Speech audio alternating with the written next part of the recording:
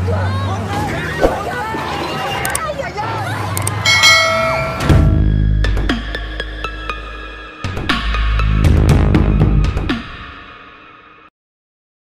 Kisana, kembali lagi bersama saya Bang Lai. Gimana keadaannya saat ini? Semoga selalu dalam keadaan sehat serta berbahagia. Film kali ini mengisahkan tentang fenomena matahari yang begitu membagongkan. Jika matahari pada umumnya berguna untuk seluruh makhluk hidup di bumi, namun kini matahari sudah menjadi malapetaka bagi semua makhluk hidup. Mengapa bisa? Daripada semakin penasaran dan karena hari ini saya akan bertemu dengan Putin guna membahas keamanan dunia, langsung saja kita sikat alur ceritanya. Dan inilah Into the Night.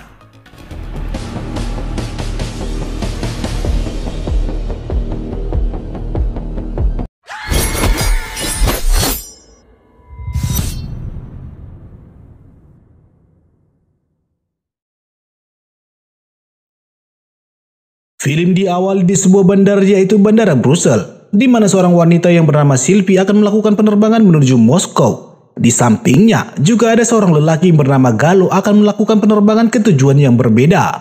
Seperti bandara pada umumnya, semua orang sibuk lalu lalang melakukan check-in dan masuk ke maskapai penerbangan. On peut monter avant les premières classes là? Di saat Galo menunggu jadwal penerbangan, ia melihat sebuah berita di televisi, di mana orang-orang meninggal dengan cara yang tidak biasa. Entah apa yang dipikirkan, ia pun langsung bergegas pergi dan merebut senjata petugas keamanan. Ia berlari menuju salah satu pesawat, kemudian mengancam seluruh orang termasuk pramugari untuk membuka pintu.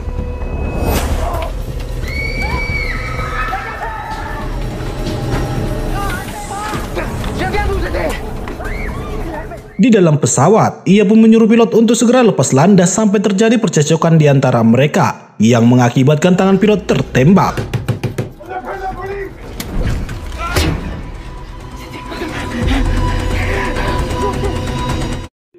Seolah tidak peduli dengan luka sang pilot, ia tetap memaksa agar segera menerbangkan pesawat. Namun akibat luka tembak di tangan sang pilot yang bernama Vincent ini, ia tidak akan bisa mengoperasikan seorang diri. Oleh sebab itu, Galo berinisiatif mencari seorang yang dapat menerbangkan pesawat di antara para penumpang. Dan Sylvie pun langsung angkat tangan karena ia pernah menjadi seorang pilot di helikopter.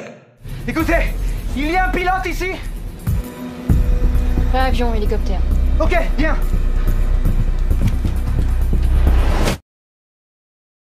Sebelum lepas landas, Kapten Vincent terlebih dahulu meminta izin kepada pusat kontrol, namun sama sekali tidak mendapatkan respon. Dan bagi Galo, hal itu tidak begitu penting. Di bawah ancaman, akhirnya pesawat pun mengudara.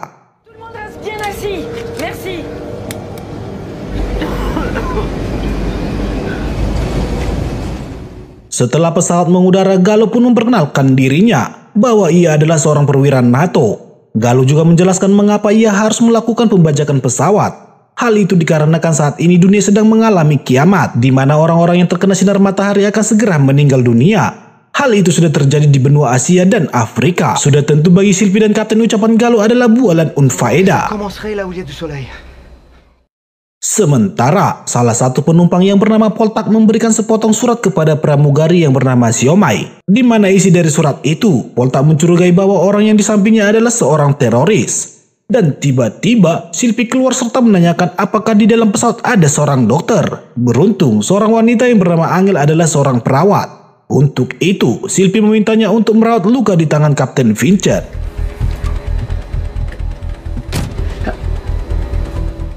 Di saat luka tangan sedang dirawat oleh Angel, Kapten meminta kepada Galo untuk tidak menceritakan tentang matahari kepada para penumpang. Tujuannya adalah menghindari kepanikan, kecemasan, dan kekhawatiran.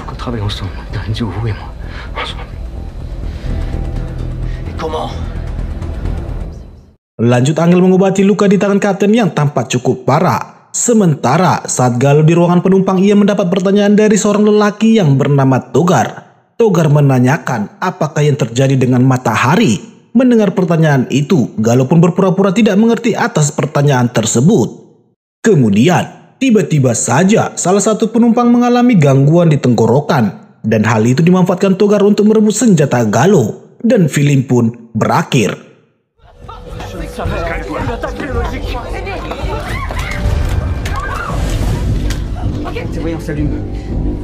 Di kesempatan itu, Togar langsung memasukkan Galo ke dalam toilet dan menguncinya dari luar. Kemudian Kapten Vincent mencoba untuk menenangkan keadaan serta-merta meminta Togar untuk memberikan senjata. Namun, Togar kembali menanyakan perihal matahari karena sepertinya Kapten percaya atas ucapan Galo. Dengan tetap tenang, sang Kapten pun menjelaskan bahwa ia harus berpura-pura percaya kepada Galo demi keselamatan para penumpang. Dan pada akhirnya, Togar pun memberikan senjata tersebut kepada Kapten dengan kerelaan hati.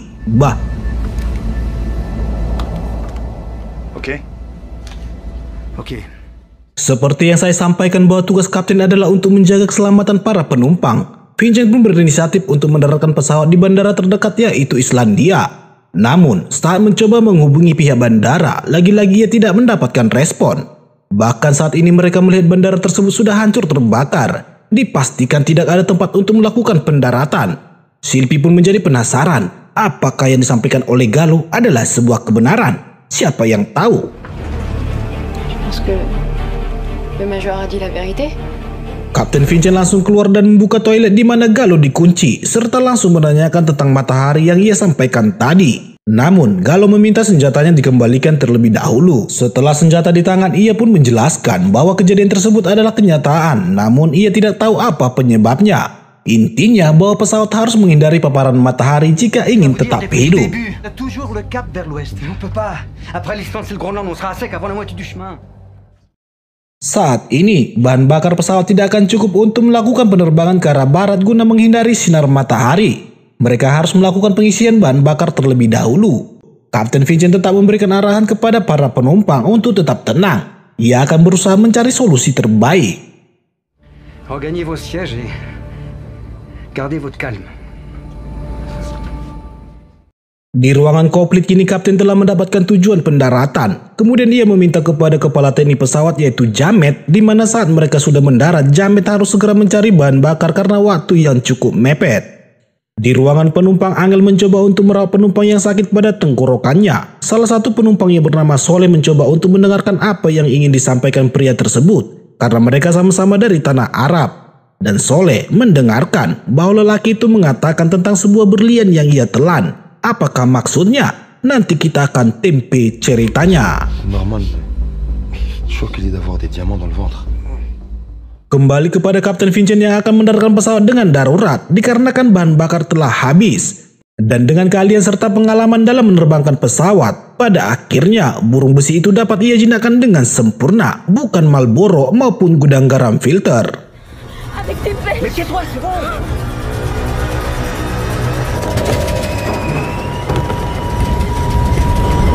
Je vais pas le prendre.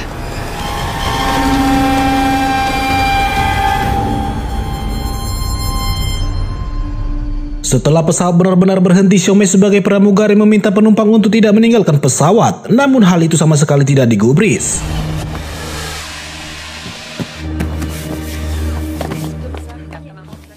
Di saat kaki memijak bumi, para penumpang langsung mengeluarkan HP yang pasti bukan untuk update story di WA atau di FB, melainkan mereka mencoba menghubungi keluarga masing-masing.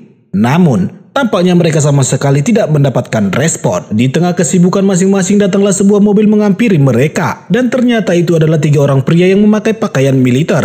Di pertemuan itu para militer langsung mengajak mereka untuk segera pergi meninggalkan bandara karena waktu yang sudah mepet. Pergi kemanakah? Yang pasti bukan ke Bandara Halim Perdana Kusuma atau Bandara Pondok Cabe, melainkan pergi menuju malam hari. Sebelum penerbangan dilanjutkan, Kapten menyuruh beberapa dari mereka untuk mencari perlengkapan dari makanan, minuman, dan lain sebagainya. Sementara sang Kapten dan tentara militer mengisi bahan bakar pesawat sampai full tank. We're okay. So what do you guys need from us? Departing overhead. It just left you. It was chaos. There weren't. Namun, di saat mencari bahan pangan, seorang wanita yang bernama Tiur menolak untuk terbang kembali. Hal ini dikarenakan ia ingin ke rumah sakit mengobati anaknya, karena tujuan penerbangannya memang dikhususkan untuk mengobati si buah hati. Sylvie mencoba untuk membujuknya untuk tetap tenang dan mengajaknya untuk kembali terbang, karena pada saat ini seluruh rumah sakit sudah dipastikan tidak berfungsi. Jika tetap tinggal, maka sama halnya melakukan bunuh diri. Namun penjelasan dari Sylvie tidak digubris. Justru ia mendapat tamparan manis. Tindakan itu pun dimanfaatkan oleh Angel untuk menyuntikkan obat penenang dan segera membawa mereka ke dalam pesawat.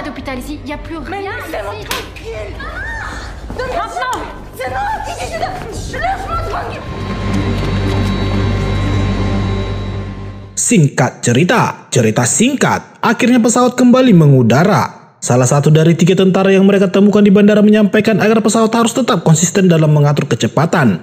Hal ini dilakukan agar mereka tetap menghindari paparan matahari. Sementara saat ini Jamed sebagai kepala teknisi pesawat mencoba memperbaiki sistem komunikasi yang dibantu oleh Togar dan salah satu tentara. Setelah beberapa waktu, pada akhirnya mereka dapat mengaktifkan jaringan internet di dalam pesawat.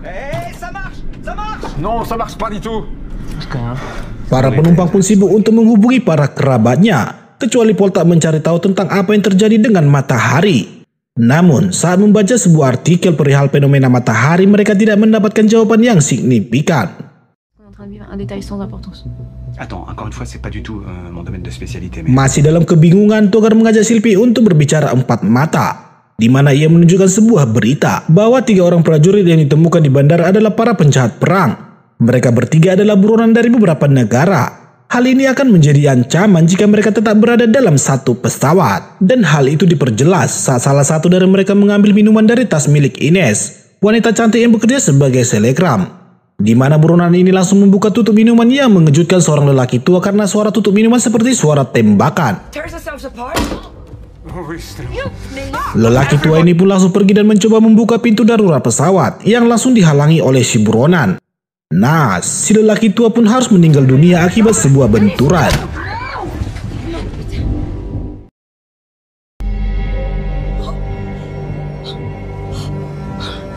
Beberapa saat kemudian Sylvie menemui Kapten Vincent menggunakan bahasa Rusia agar tidak dimengerti oleh buronan yang sedang membantu kapten dalam menerbangkan pesawat. Sylvie menyampaikan perihal bahwa pasukan militer yang bersama mereka saat ini adalah buronan mafia kejahatan. Untuk itu, Sylvie menyusun sebuah rencana guna menyingkirkan mereka bertiga. Faut les faire sortir de l'avion. C'était quand?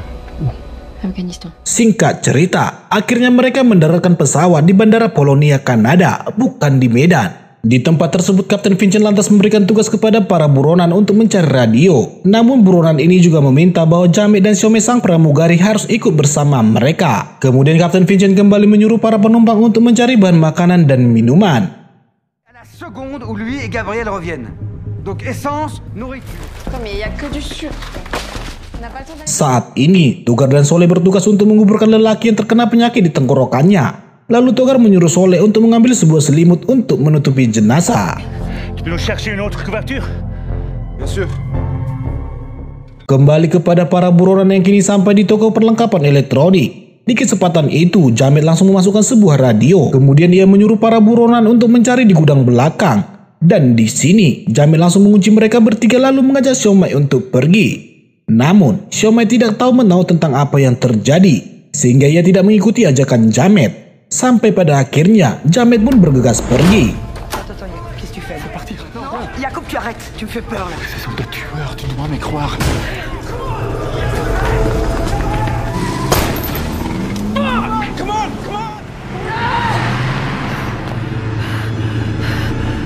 Singkat cerita, akhirnya Jamed berhasil masuk ke dalam pesawat dan pintu langsung ditutup. Dari belakang para buronan ini pun menyusul serta memberikan beberapa tembakan. Peluru dari buronan ini telah mengenai salah satu jendela kaca pesawat. Dan tiba-tiba film pun bersambung.